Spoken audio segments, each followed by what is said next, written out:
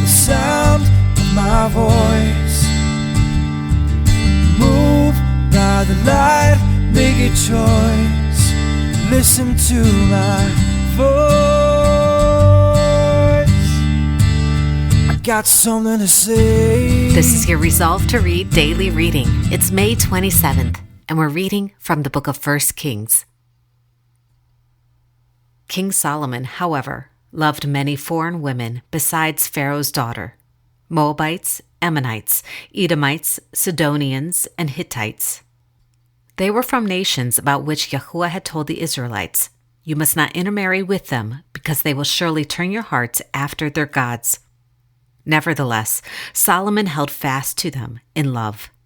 He had 700 wives of royal birth and 300 concubines, and his wives led him astray. As Solomon grew old, his wives turned his heart after other gods, and his heart was not fully devoted to Yahuwah his God, as the heart of David his father had been. He followed Ashtoreth, the goddess of the Sidonians, and Molech, the detestable god of the Ammonites. So Solomon did evil in the eyes of Yahuwah.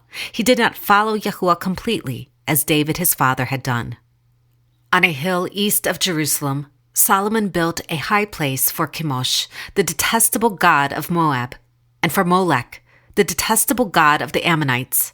He did the same thing for all his foreign wives, who burnt incense and offered sacrifices to their gods.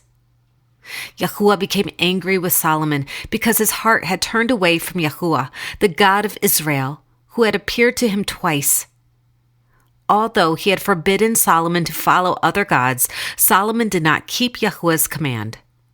So Yahuwah said to Solomon, "Since this is your attitude, and you have not kept my covenant and my decrees, which I commanded you, I will most certainly tear the kingdom away from you and give it to one of your subordinates. Nevertheless, for the sake of David your father, I will not do it during your lifetime. I will tear it out of the hand of your son.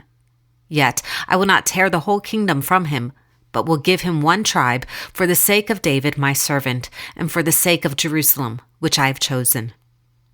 Then Yahuwah raised up against Solomon an adversary, Hadad the Edomite, from the royal line of Edom. Earlier, when David was fighting with Edom, Joab, the commander of the army, who had gone up to bury the dead, had struck down all the men in Edom. Joab and all the Israelites stayed there for 6 months until they had destroyed all the men in Edom. But Hadad, still only a boy, fled to Egypt with some Edomite officials who had served his father. They set out from Midian and went to Paran.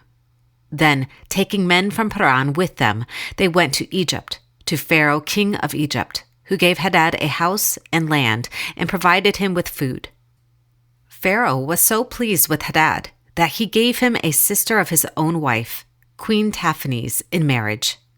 The sister of Taphanes bore him a son named Genubath, whom Taphanes brought up in the royal palace. There, Genubath lived with Pharaoh's own children. While he was in Egypt, Hadad heard that David rested with his fathers and that Joab, the commander of the army, was also dead. Then Hadad said to Pharaoh, "Let me go, that I may return to my own country." "What have you lacked here, that you want to go back to your own country?" Pharaoh asked. "Nothing," Hadad replied, "but do let me go."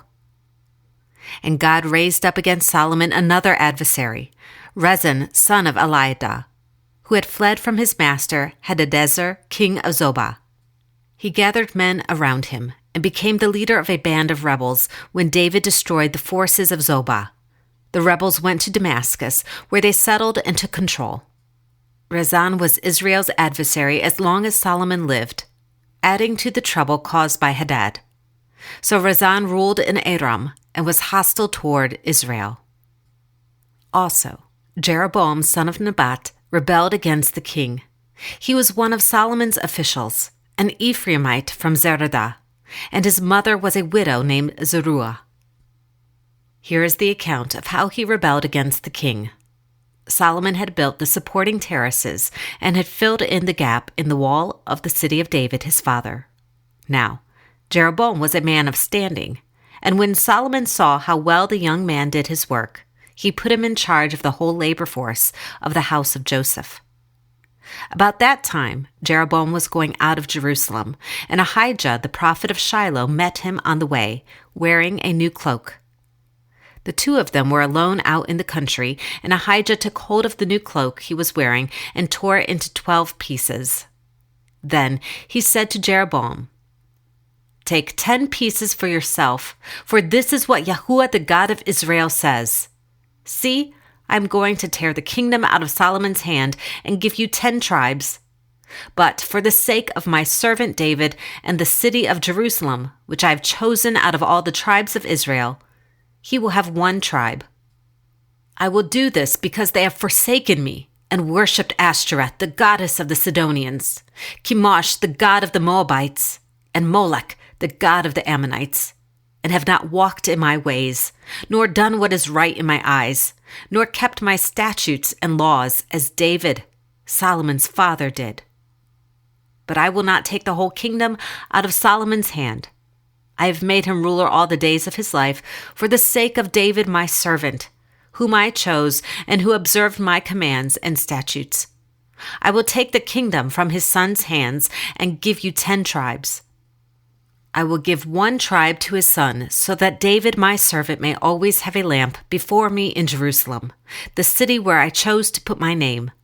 However, as for you, I will take you, and you will rule over all that your heart desires. You will be king over Israel. If you do whatever I command you, and walk in my ways, and do what is right in my eyes, by keeping my statutes and commands, as David my servant did, I will be with you.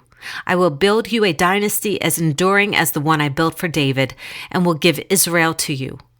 I will humble David's descendants because of this, but not forever."